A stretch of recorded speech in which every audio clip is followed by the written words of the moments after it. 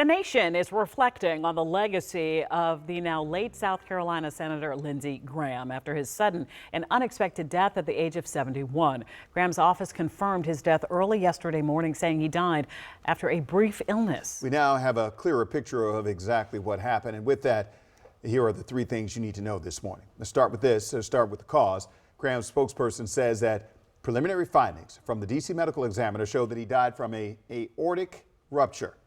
Now, it can happen when hardening of the arteries weakens the aorta. Unlike a heart attack, an aorta rupture involves a tear or break in the body's main artery. Second, flags are flying at half-staff across the nation to honor Graham. President Donald Trump called his death a devastating loss during Sunday's Meet the Press.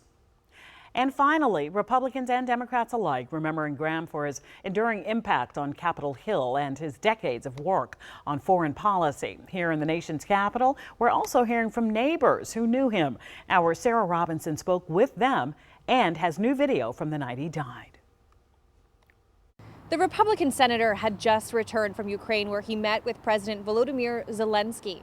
Neighbors say they were shocked to learn of his death. Neighbors say they woke up to the sound of emergency crews. They shared this video with WUSA 9 showing the senator being wheeled on a stretcher into an ambulance. Long time no see.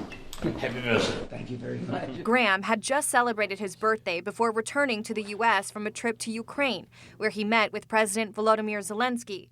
By Sunday morning, flowers had been left outside his D.C. home. WUSA 9 spoke off camera with someone who previously worked with the senator, who was visibly upset by his passing.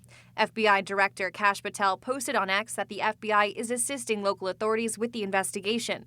FBI agents were also seen at Graham's home Sunday. Graham served in the U.S. Senate for more than 2 decades after being elected in 2002, following 8 years in the House of Representatives.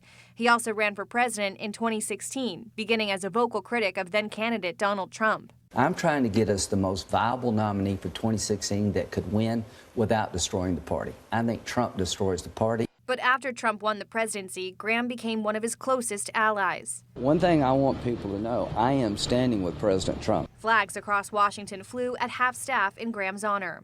In Washington, Sarah Robinson, WUSA 9.